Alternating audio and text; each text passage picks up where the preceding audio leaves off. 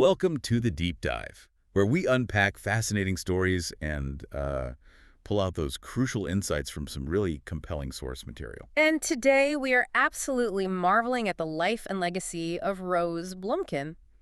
You probably know her better as Mrs. B. That's right, Mrs. B. I mean, Yeah. picture this. She arrives in America in 1917, just 23 years old, coming over from Russia with, well, practically nothing. Yeah, no formal education, didn't speak English, and she managed to scrape together just $500 by 1937 to start her business. $500.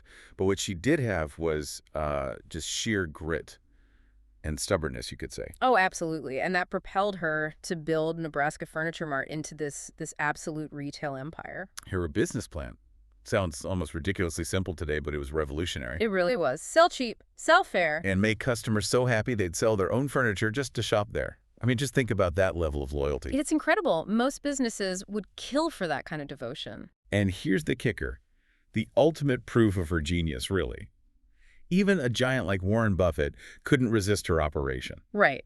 He ended up buying her store instead of, I don't know, snapping up another Dairy Queen or something else in his portfolio. It just says so much, doesn't it, about how powerful her simple approach actually was. It really does. And you know, when someone like Buffett spends a big chunk of his shareholder letter talking about you, well, that's significant. Exactly. So this deep dive, it isn't just a cool story from the past. Not at all. There are timeless lessons here. We're going to dig into what Mrs. B's journey can teach, modern entrepreneurs, investors, anyone interested in building something that lasts. Okay, so let's rewind. Let's go back to the beginning of this incredible journey. It starts with just raw courage. Totally. She's 23, it's 1917, and she literally talks her way past a border guard to get out of Russia. Just, wow, that kind of drive, that resourcefulness right from the very start, it's kind of mind-blowing. It really is. And she lands in America with, like we said, basically nothing. No education, no English. Yet somehow,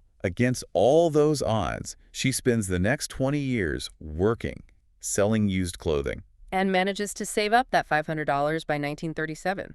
That became the seed money for a Nebraska Furniture Mart. And it wasn't just opening a shop, was it? It felt like she was throwing down a gauntlet. Oh, definitely. A direct challenge to the established furniture guys in Omaha. And challenged them, she did. The scene back then, it was these big established stores, probably pretty complacent, lots of capital. Yeah, the old guard. But Miss B, she wasn't playing their game at all. No, her approach was just different, radical even. Extreme frugality was key. Absolutely. And relentless price competition. Plus, this amazing resilience, especially when things got tough legally. I was really struck by that story.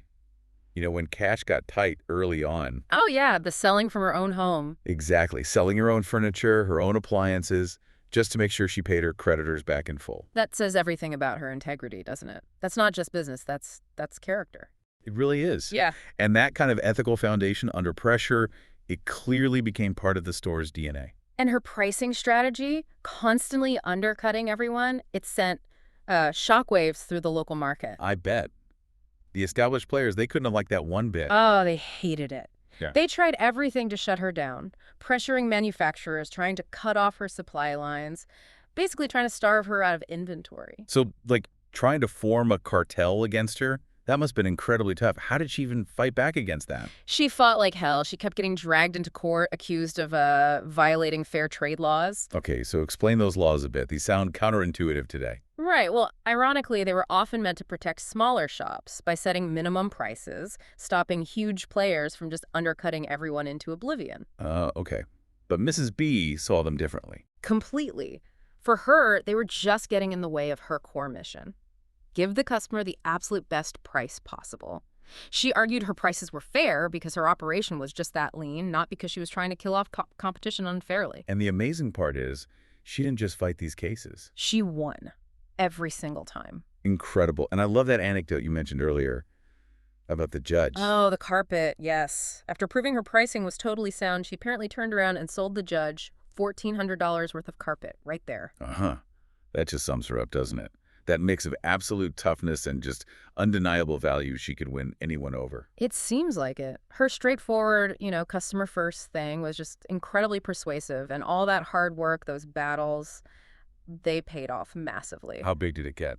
By the early 1980s, that one single store Yeah. It was doing over $100 million in annual sales. 100 million from one location. And that wasn't just a big number in isolation, right? Not at all. The impact was huge. She was outselling all her competitors in Omaha combined. Get out of here. Seriously. All of them combined. Yep. Think about that. One store, run by this immigrant woman with no formal training, had basically captured the entire market, just through being smarter, leaner, and totally focused on the customer. That is the kind of story, the kind of competitive edge that makes someone like Warren Buffett sit up and take notice. Exactly. For Buffett, always looking for those truly exceptional businesses, Mrs. B and NFM were just irresistible. And his quote about her is legendary. Oh, yeah. I'd rather wrestle grizzlies than compete with Mrs. B.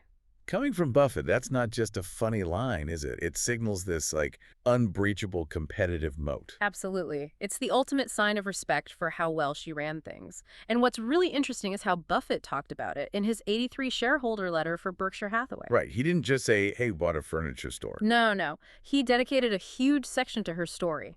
He broke down exactly why it was such a great business, what he looks for in an acquisition, and importantly, in a leader. So what was it? What did he see? He called it the trifecta of business excellence. And it wasn't anything fancy or complex, really. Okay, lay it on us. What's the first part? First, savvy purchasing. NFM just bought inventory better and cheaper than anybody else, period. It's just finding deals? Partly, but it was deeper. Building relationships with manufacturers, really understanding the market, and just having the sheer volume to command the best prices. Real buying power. Okay, it makes sense. What's number two? Second, lean operations. Their expense ratio, how much it cost them to run the place, was ridiculously low. Rivals couldn't even figure out how they did it. That goes back to her roots, right? Starting with just $500. Exactly. Frugality wasn't a strategy. It was just how she had to operate from day one. Total focus on efficiency, no waste. All right, savvy purchasing, lean operations. Mm-hmm. What's the third leg of this trifecta? And this is the one that, for me, ties it all together. Customer loyalty. Built on. Built on passing the savings on. Instead of using those low costs and good purchase prices to just fatten their own profit. She gave the value directly to the customer. Precisely. That's what created that almost fanatical devotion we talked about earlier. The feeling that you were genuinely getting the best deal possible. That makes people want to sell their own sofa just to buy a new one there. You got it. That's the magic. So Buffett summed it all up, didn't he? He did. He called NFM the ideal business one built upon exceptional value to the customer that in turn translates into exceptional economics for its owners. It's not just about being cheap. It's this whole virtuous cycle. Value for the customer leads to success for the owner. A true win-win. Absolutely. So we've looked at her amazing past, how she blew Buffett away. But, how does this stuff from 1937 actually apply today in our world of, like, AI and instant everything? Yeah, let's pivot to the lessons for today's entrepreneurs. What's the first big takeaway for you? For me, it has to be obsess over value, not hype. Mrs. B's whole thing was sell cheap, sell fair, solid value. Right. In a time when everyone's chasing viral trends and influencer marketing. Exactly. Her story is this powerful reminder that real, sustainable growth, it still comes down to just giving customers way more than they expect for their money. Every single time. It's about substance, yeah. Yeah. Making the value so obvious, it basically markets itself. Couldn't agree more. And then linked to that is the need to operate lean. Like we said, Yeah. starting with $500 forces your hand. It does. But her model shows how that enforced discipline, that focus on low overhead and smart purchasing, wasn't just about saving pennies. It built real, lasting competitive advantages. Moats, as Buffett would say. These aren't just cost savings. They're like ingrained efficiencies that others just can't copy easily. Exactly, because they require that fundamental mindset of discipline right from the start. And that discipline allows you to play the long game. Mrs. B's story wasn't an overnight success. Far from it. Years of legal fights, suppliers pushing back, navigating huge economic shifts like the Depression, recessions. Yet through all that, she never seemed to compromise on that core promise to the customer. Never. That perseverance, sticking to your guns on value even when it's tough. That's how you build real resilience, a business that can actually weather storms. And one more for entrepreneurs. Yeah, definitely lead from the floor, even when she was the owner, the boss of this massive business. She was still out there selling. Often, yeah. Talking to customers, making deals, setting the example. That hands-on approach, it wasn't just for show. It embeds the company's values right down through the whole organization. Okay, so that's for the founders. What about for investors today? People looking for the next great company to back or buy. Well, Buffett's purchase itself is a huge lesson. He didn't just buy numbers on a spreadsheet, he bought the whole package. The market position, the culture.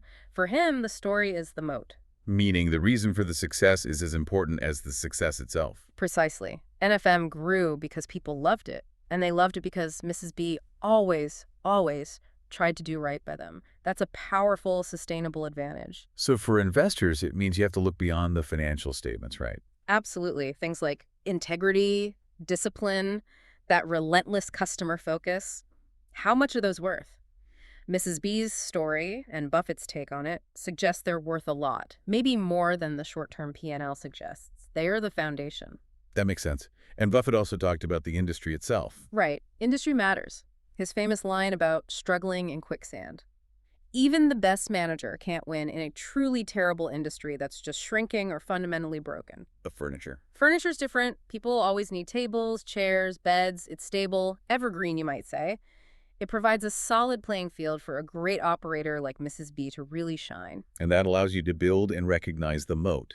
NFM's cost advantages, their buying power. It just made it impossible for anyone else in Omaha to compete effectively on price without losing money. She locked up the market. Buffett saw a business that was just so fundamentally sound, so dominant in its niche. That the price he paid was almost secondary because the long-term success felt almost guaranteed. Pretty much, she saw decades of value creation ahead. So the call to action here, whether you're founding a startup or investing millions. Find, or even better, build the Mrs. B of your industry. Look for that combination of operational excellence, customer obsession, and, frankly, integrity. Find that, and you've likely found a business worth owning for a very, very long time. That's the challenge, finding or building that kind of fundamental strength. What a story, though, Right. seriously.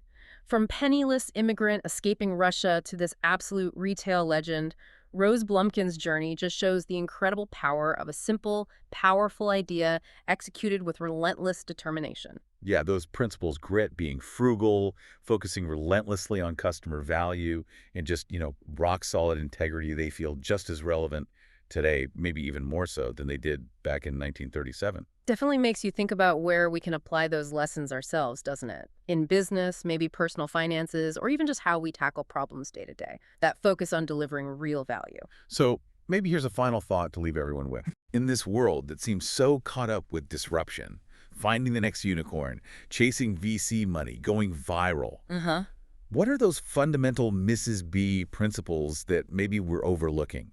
The ones that could actually lead to enduring success, real lasting customer loyalty, not just fleeting fame.